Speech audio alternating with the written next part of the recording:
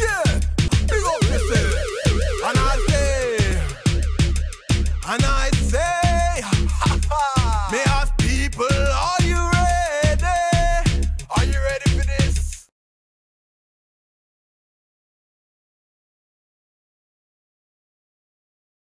Bon matin. Ça va bien? Très bien, toi? Oui. Fait qu'aujourd'hui, je pensais qu'on allait, se challenger un peu. Et on a parlé beaucoup de contenu, de storytelling, etc. Puis c'est bien fun, c'est bien beau. Puis je pense que toi et moi et puis beaucoup de marketeurs sont convaincus de l'importance de bien raconter son histoire, partager du bon contenu, créer du bon contenu. Mais en bout de ligne, on est tous responsables un peu envers ses patrons, envers les dirigeants d'entreprise, etc., pour justifier un peu nos budgets, justifier nos résultats. Donc, aujourd'hui, je voulais te parler un peu plus de KPI, parce qu'en bout de ligne, on travaille pas toujours pour du monde qui connaissent le marketing, qui comprennent le marketing. Fait qu'il faut être capable de leur démontrer que ce qu'on fait a un sens, ça fait du sens pour l'entreprise.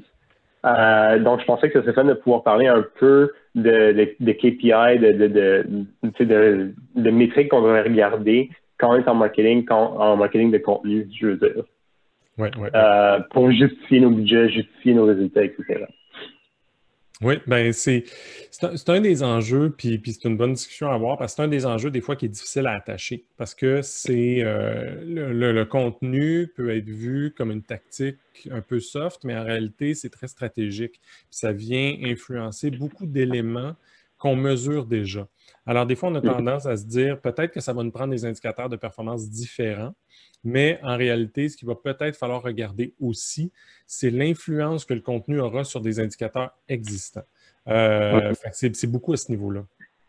OK. Puis quel genre d'indicateur que tu aurais vu ou que tu prônes ou quoi que ce soit? Quel genre d'indicateur? Bien, si on regarde les indicateurs différents, les indicateurs particuliers qu'on peut ajouter à notre arsenal, là, souvent, on va avoir un que je ramène souvent, c'est le temps passé avec la marque.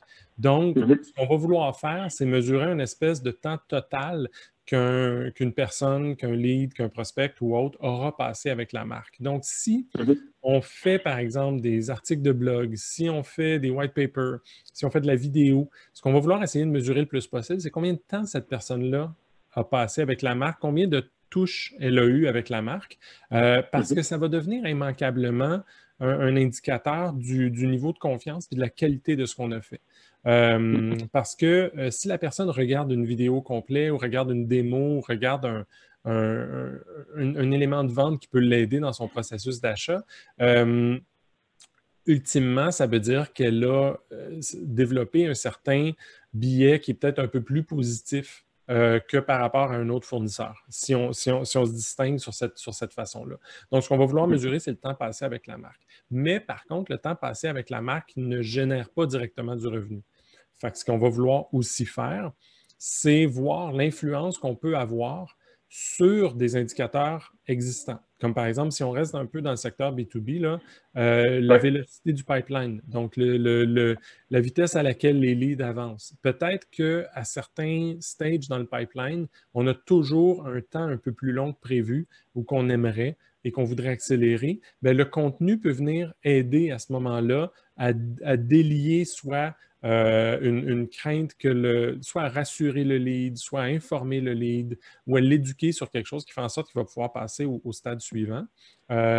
Globalement, ça peut faire en sorte donc qu'avec notre contenu, on est capable d'accélérer le cycle de vente. Donc, quand on est capable, quand on a les bons outils, puis il y a toutes sortes de CRM, puis d'outils, les HubSpot de ce monde et autres qui peuvent faire la job, peuvent nous permettre de mesurer, par exemple, OK, est-ce que ceux qui ont été en contact avec telle pièce de contenu sont passés généralement plus rapidement à travers le processus d'achat que ceux qui n'ont pas été en contact avec? Donc, on est capable à ce moment-là de commencer à mesurer un impact direct sur le revenu. C'est ça, puis j'aime beaucoup ce que tu as dit parce que au début, en fait, le contenu peut influencer les KPI, les données de base dont on fait la mesure. Fait que c'est quasiment si ce que je comprends là, de ce que tu expliques, c'est que au lieu de regarder, bon, mais là, on crée du contenu, fait qu'il faut regarder des KPI différents. C'est regardons nos KPI qu'on suit en ce moment, que ce soit la vélocité du pipeline, que ce soit nos profits, que ce soit augmenter les leads, etc. Oui. Puis comment est-ce que le contenu peut venir nous aider à améliorer ces chiffres-là. C'est un peu ce que je comprends. Oui, puis on va vouloir on va vouloir justement avoir certains indicateurs qui sont spécifiquement liés à notre contenu, là. Le nombre d'abonnés à une infolette ou le nombre de contacts qu'on a, le temps passé, c'est spécifique au contenu. On va en avoir d'autres comme ça qui vont être très, très, très fortement liés au contenu, mais ultimement, ce qu'on veut faire, c'est avoir une influence sur la business, avoir une influence sur la façon dont la business fait des affaires. Donc, notre contenu peut travailler en notoriété. En notoriété, ça veut dire qu'on va avoir des meilleurs leads, un meilleur pourcentage de leads qualifiés quand ils rentrent. Donc, plus de leads qui deviennent des SQL. Donc, le ratio pourrait augmenter parce que grâce au contenu, les leads se sont auto-qualifiés eux-mêmes. Ensuite de ça, au niveau de la considération, c'est l'accélération dans le pipeline qu'on a vu tantôt. Si on est capable de fournir assez de contenu qui rassure ou qui éduque ou qui informe le client, on est capable de l'accélérer. Puis après ça, c'est d'être capable peut-être de fidéliser. Puis peut-être qu'on peut avoir une influence sur le Customer Lifetime Value à ce moment-là. On a des clients qui restent plus longtemps parce qu'on continue de les éduquer, de les informer, puis de leur apporter de la valeur avec le contenu post-transaction. C'est ça, puis je pense que c'est là où il y a beaucoup de marketeurs peut-être qui, il y a des marketeurs qui en fait tombent dans le piège où ils disent il faut créer du contenu. Je pense que cette histoire de création de contenu, publication de contenu est établie, mais je pense qu'ils commencent un peu par le résultat, c'est-à-dire qu'on produit du contenu, mais ils ne regardent pas pourquoi on produit du contenu. Exact, ça c'est hyper important. C'est ça, puis parce que si moi je suis une marque et puis j'ai besoin de générer plus de leads, je vais créer un contenu différent que si ma priorité numéro 1, c'est d'améliorer la vélocité de mon pipeline, etc.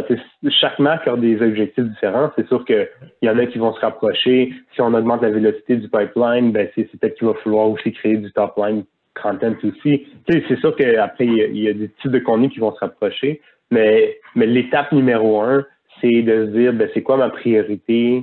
C'est quoi ma priorité? Pas juste, là, il faut que je produise du contenu. Je pense que les marques qui embarquent dans ce jeu-là, finissent par produire du contenu qui, entre guillemets, ne marche pas parce qu'on ne sait pas quoi mesurer. Oui, on mesure le nombre d'abonnés, mais quasiment ton boss vient dire, so what? Exact.